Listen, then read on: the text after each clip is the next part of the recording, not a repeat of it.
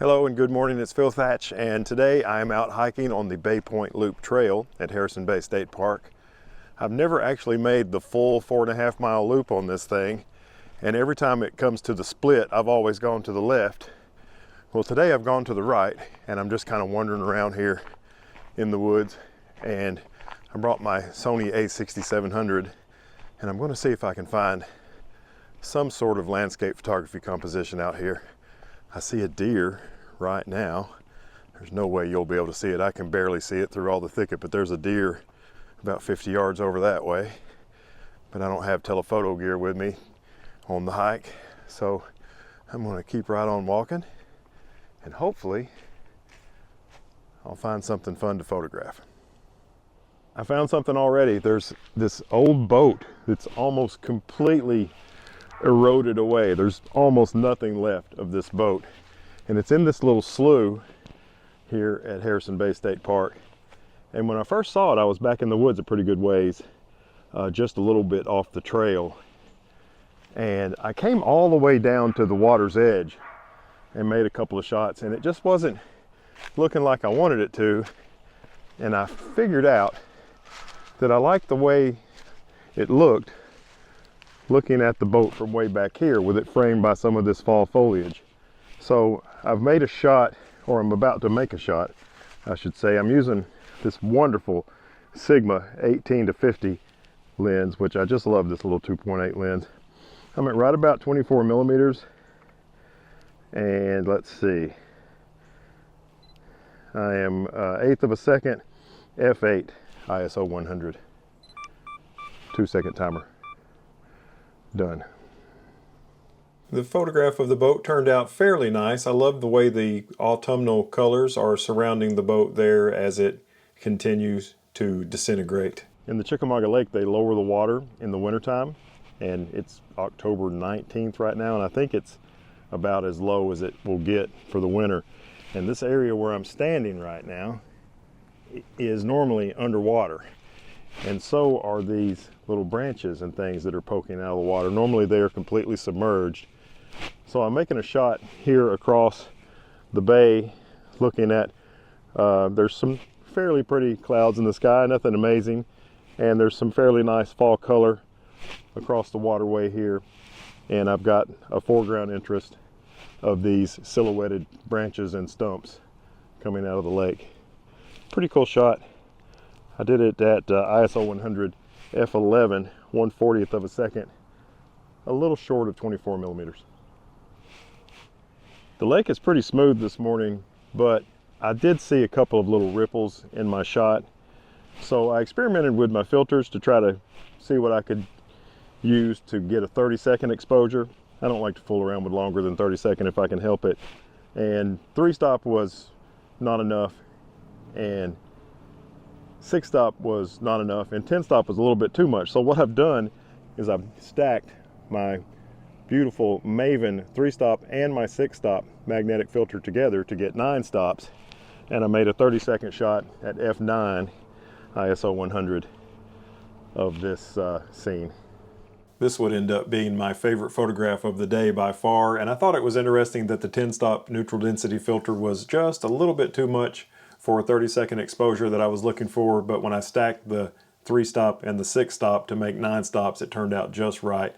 And I love the fall colors in this and the slick water that 30-second exposure gave me, and it was fun to have a foreground interest in a shot at the lake, which a lot of times it's difficult for me to find in this area. I was watching a YouTube video last night by a guy, I think his name's Mark Denny, and he's always got these really annoying clickbaity titles like "Improve your photography if you just do this one thing," and then you click on the video and you kind of go all the way through the video and he doesn't really say much.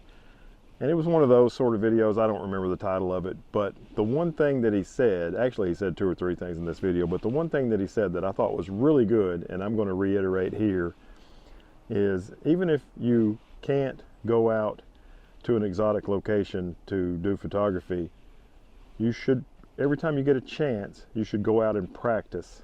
He said nobody ever talks about practicing photography. Well, that is what I always do. You know, like today, I'm not in an exotic location. I'm on a trail that's located just a few miles from my house, but I'm practicing. and practice. You know, you're not going to get better if you don't practice.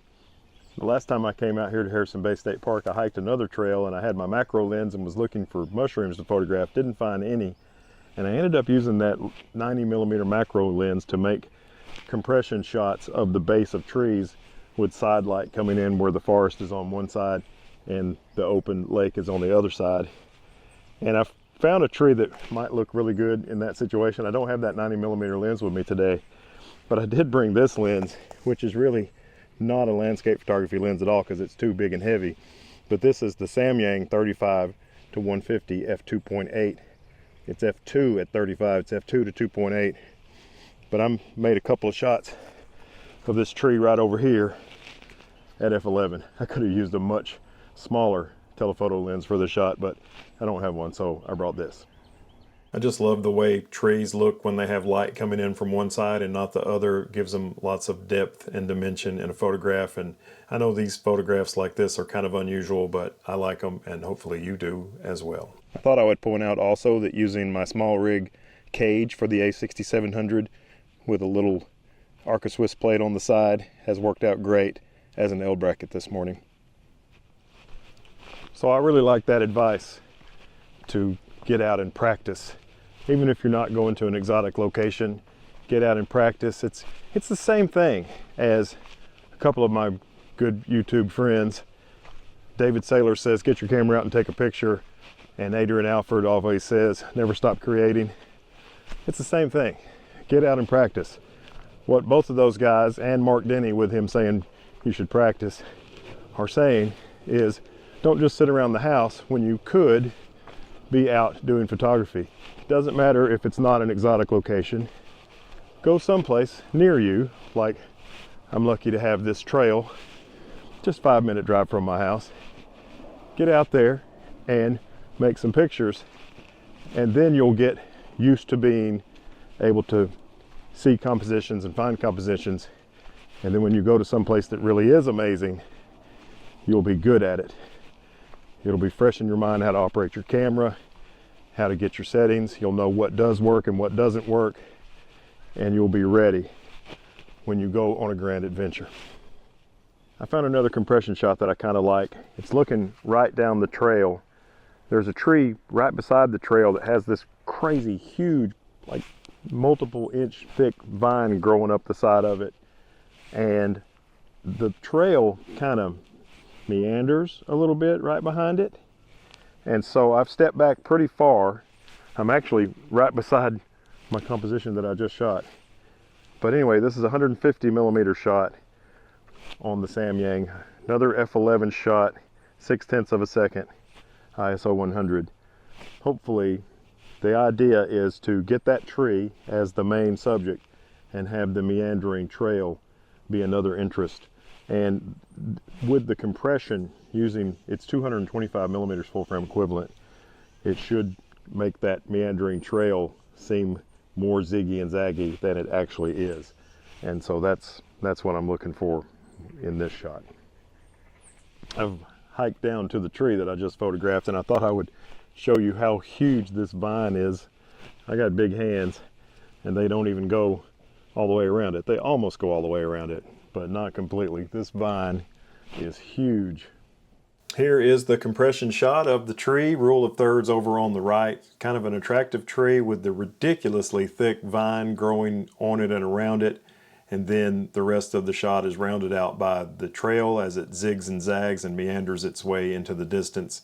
And the compression of using 150mm, 225mm full frame equivalent on the APS-C A6700, that compression makes that trail look closer than it actually is in the distance. One day I'm going to hike this entire 4.5-mile loop, but today I just went out and went to the right instead of the left and went out about a mile and turned around and came back. Found plenty of stuff to photograph, nothing amazing as you've already seen, but I did enjoy getting some practice this morning with my camera, playing around with the cage, the small rig cage, and using it as an L bracket for my A6700, and doing some landscape photography for the very first time with my Samyang 35 to 150. So it's been a joy, and I hope you've enjoyed it. Look, right here at the trailhead is a deer, and I've been talking to the camera and walking up to it, and it has not moved. So let me see if I can get it in the frame. I don't know if you can see that deer back there at the trailhead or not, but it's there, or she's there, I should say. Let me just walk up a little closer. I mean, I've got to go here. She's right by my car. Hello, beautiful. How are you this morning? You're adorable. Oh, no, I didn't mean to scare you. I'm sorry. Had to walk to the car. Have a great day. Bye-bye.